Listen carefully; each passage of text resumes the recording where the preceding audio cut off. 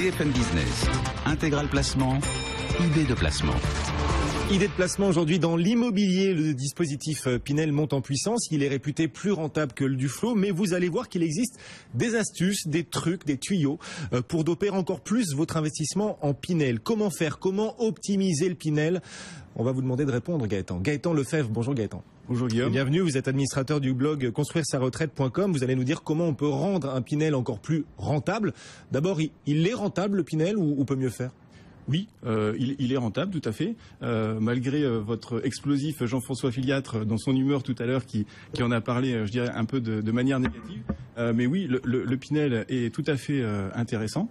Alors, c'est un dispositif qui est intéressant pour, pour se préparer finalement un complément de retraite pour l'heure de la retraite, par exemple. Alors, le dispositif Pinel, quel est-il? En fait, il permet d'investir dans un bien immobilier sur une durée de 6, 9 ou 12 ans, avec à la clé une réduction d'impôt qui va aller de 12%, 18% ou 21%. Alors bien sûr, avec ce cadeau fiscal, il y a certaines contraintes à respecter, évidemment. Alors, vous ne pouvez pas, par exemple, fixer le loyer que vous voulez.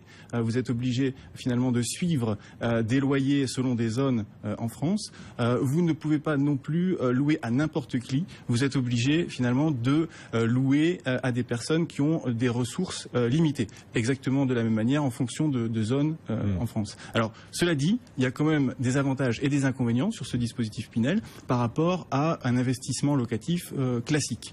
Alors, les avantages, c'est que vous allez investir dans un bien neuf. Donc c'est un bien pour un investissement qui est intéressant puisque c'est un bien qui va s'inscrire dans la durée. Oui. Un bien neuf avec les normes BBC et RT 2012. Donc c'est un bien qui aura une signature énergétique relativement faible, donc qui sera assez intéressant en termes de charges, notamment par exemple au niveau du chauffage.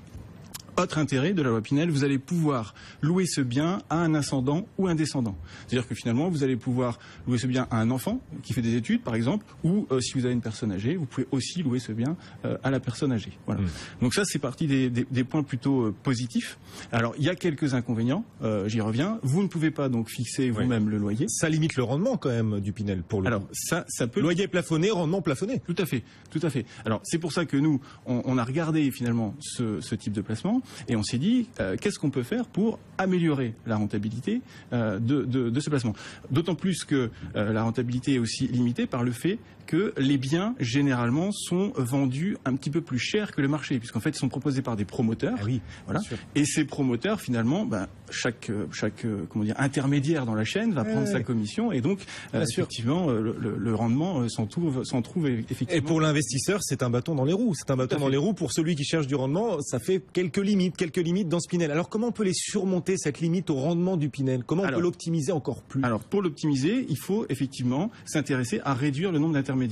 Et nous, ce qu'on a regardé, ce qu'on propose, c'est de réduire la partie du promoteur, supprimer finalement le promoteur. Alors, comment faire pour supprimer un promoteur? Ah oui, j'achète dans le neuf, comment je me passe d'un promoteur? C'est très simple. En fait, vous allez faire construire vous-même votre maison. Ah oui.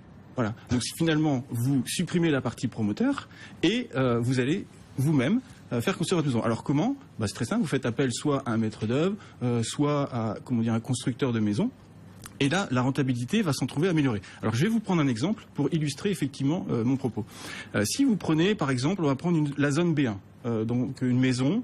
B1, ça correspond à quel... B1, par exemple, c'est, on va dire, c'est la banlieue de Tours. D'accord. Voilà, prenons un exemple. Dans la banlieue de Tours, vous allez prendre une maison de 80 mètres carrés avec un jardin de environ 200 mètres carrés, d'accord? Donc un F4. Voilà. Donc, pour ce type de bien, vous allez avoir un investissement qui va tourner aux alentours de 200 000 €. Voilà. En passant par un promoteur. Une fois que vous appliquez le dispositif Pinel, ça va vous faire donc finalement, dans le remboursement de vos prêts, supposons que vous investissez, vous faites un crédit pour ce bien, vous allez avoir donc une partie de votre crédit qui va être remboursée par le loyer du locataire, qui est plafonné, d'accord. Une partie qui va être financée par la réduction d'impôt et une partie que vous allez devoir sortir de votre poche. Alors, la partie qui va sortir de votre poche, dans ce cas-là, ça va être environ 250 € pendant 12 ans. Si on suppose qu'on finance sur 15 ans. À crédit, ouais. Voilà. Maintenant, je vais prendre une autre solution. Vous faites construire votre maison.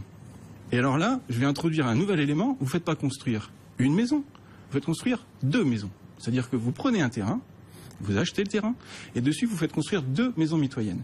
Si vous prenez tout en compte, l'achat du terrain dans la même zone, considère bien sûr une zone éligible, zone bien. Si vous prenez tout en compte, l'achat du terrain, la maison, les différents raccordements, les différentes taxes, ce genre de choses, vous allez arriver à un prix de revient d'une maison d'environ 150 000 euros. Donc déjà là, vous voyez que vous avez un gain par rapport à ce que propose le promoteur d'environ, on va dire, 50 ou 40 000 euros. Voilà. Si je remets ça dans l'effort mensuel, vous allez avoir donc à financer un projet de 300 000 euros pour les 2 maisons et vous allez avoir à sortir, attention, tenez-vous bien, tous les mois, 0 de votre poche. Ah, Une fois que vous appliquez le dispositif Pinel, vous n'avez rien à sortir de votre poche. d'accord. Vous avez donc un effort brut nul. Un rendement, du coup, multiplié. Exactement. Exactement. Un rendement multiplié. Encore faut-il savoir construire une maison. Alors, et vous nous disiez construire soi-même sa maison pour éviter de passer par des promoteurs. Mais si je la fais construire par un architecte ou un maître d'œuvre, ce Alors, sont des intermédiaires aussi bien qui me sûr. coûtent de l'argent, bien sûr, qui prennent des frais. bien sûr, c'est intégré dans le prix de la maison. Lorsqu'on a fait cette simulation, effectivement, on est passé par un constructeur de maisons immobilières. Évidemment, vous n'allez pas vous-même tenir à la truelle. C'est bien quelqu'un qui va construire la maison pour vous, mais vous avez diminué le nombre d'intermédiaires. D'accord. Donc si je construis moi-même, si je fais construire moi-même une maison, elle peut entrer dans le cadre du dispositif Pinel. Ça me permet de doper le rendement de mon Pinel.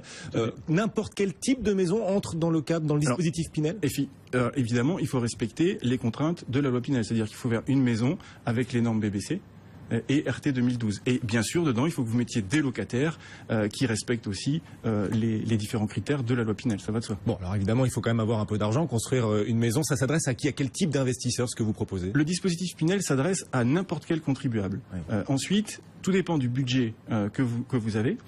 Et ensuite, tout dépend aussi de votre capacité à présenter votre projet. Dans les 2 cas, on est parti du principe que c'est la banque qui finançait intégralement le projet. C'est là qu'est la clé, en fait. C'est à vous de bien préparer votre dossier et d'aller le présenter à votre banquier. Si votre dossier est intéressant, si vous êtes dans une zone pour laquelle il y a de la demande, il n'y a pas de problème. Le banquier va vous suivre. Mais est-ce que si je cherche à faire construire une maison pour doper le rendement du Pinel, est-ce que le terrain, je vais le trouver justement dans une zone où il y a une forte demande?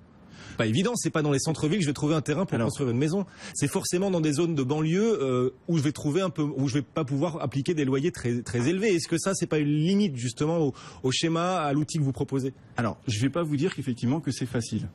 Mais des occasions, il y en a partout. Et si vous regardez le dispositif Pinel, le nombre de zones est assez important et le nombre de villes qui sont dans ces zones est également très élevé. Donc, si vous cherchez, avec un peu d'effort, vous trouverez. Construire sa maison pour mieux construire son Pinel rentable. Merci beaucoup. Voilà, c'est votre proposition. Une idée, une astuce de plus. Gaëtan Lefebvre, administrateur du blog construire-sa-retraite.com. À très bientôt.